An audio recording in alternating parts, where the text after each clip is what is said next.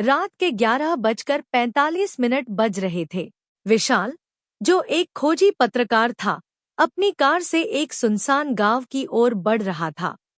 उसने सुना था कि इस गांव में कुछ अजीब घटनाएं होती हैं। लोग रहस्यमय तरीके से गायब हो जाते हैं और जो लौटते हैं वो पागल हो चुके होते हैं। विशाल इन सब कहानियों को अंधविश्वास मानता था, लेकिन एक पत्रकार होने के नाते वो सच्चाई जानना चाहता था। वो गांव में दाखिल हुआ।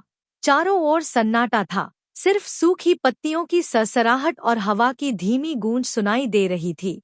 उसने गांव के बीचों बीच बने एक पुराने, खंडहर हो चुके घर को देखा। लोग कहते थे कि इस घर में कालरात्रि का साया है, एक आत्मा जो अमावस्या की रात किसी न किसी को अपना शिकार बना लेती है। विशाल को भूत प्रेत की कहानियों में यकीन नहीं था, लेकिन उसे एक बात अजीब लगी। गांव में कोई भी आदमी नजर नहीं आ रहा था। जैसे ही घड़ी ने 12 बजाए, हवा अचानक तेज हो गई। विशाल ने देखा कि घर के दरवाजे अपने आप चरमराने लगे।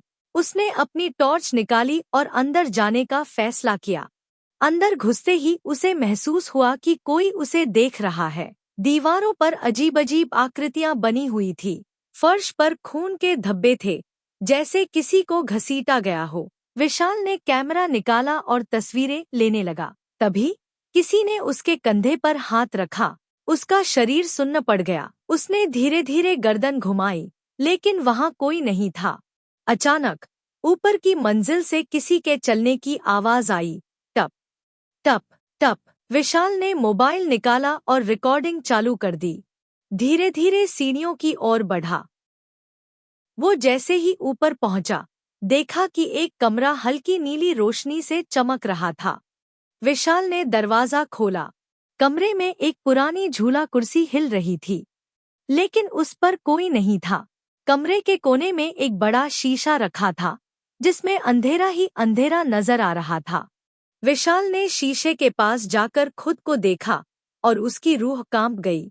शीशे में उसका प्रतिबिंब मुस्कुरा रहा था, जबकि उसने खुद कोई मुस्कान नहीं दी थी। अचानक शीशे में उसकी परछाई हिलने लगी।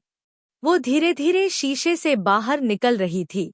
उस परछाई ने धीरे धीरे अपना हाथ विशाल की तरफ बढ़ाया। विशाल के शरीर में भयंकर ठंडक फैल गई। उसकी सांसें तेज हो गई। बचकर नहीं जा सकते। एक अजीब, गूंजती हुई आवाज पूरे कमरे में गूंज उठी। विशाल ने पूरी ताकत लगाकर अपने पैरों को छुड़ाया और तेजी से कमरे से बाहर निकला। लेकिन जब वो सीढ़ियों की ओर भागा, तो देखा कि सीढ़ियां गायब हो चुकी थी। अब उसके पास कोई रास्ता नहीं था। वो वापस मुड़ा, लेकिन कमरा अब बदल चुका था।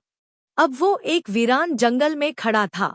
चारों ओर अंधेरा था और कहीं से किसी औरत के रोने की आवाज आ रही थी। विशाल का सिर चकराने लगा। उसे लगा कि ये कोई सपना है, लेकिन तभी किसी ने जोर से उसका नाम पुकारा। विशाल, उसने पीछे देखा। एक कंकाल जैसी औरत खड़ी थी, जिसकी आंखें कोयले जैसी लाल थीं। विशाल ने भागने की कोशिश की, लेकिन उसका शरीर जड़ हो गया।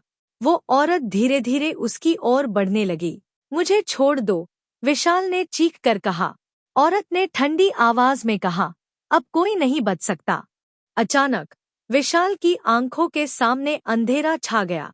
जब उसे होश आया, तो वो गांव के बाहर पड़ा हुआ था। उसके चारों ओर कुछ लोग खड़े थे। ये मैं यहाँ कैसे आया? विशाल ने कांपते हुए पूछा। एक बूढ़े आदमी ने कहा, तुम्हें नहीं जाना चाहिए था उस घर में। क्या हुआ वहाँ? विशाल ने कांपते हुए पूछा। बूढ़े आदमी ने गहरी सांस लेते हुए कहा, जो उस घर में जाता है, वो या तो मर जाता है या फिर पागल होकर लौटता है। विशाल को अचानक याद आया कि वो जंगल में था। वो औरत, वो कंकाल जैसी शक्ल, लेकिन वो वहां से कैसे निकला? उसने जेब से मोबाइल निकाला। स्क्रीन टूटी हुई थी, लेकिन रिकॉर्डिंग चालू थी। उसने प्ले बटन दबाया। वीडियो में बस अंधेरा था और फिर एक ठंडी, डरावनी आवाज आई, मैं अभी भी यहीं हूँ। अंत।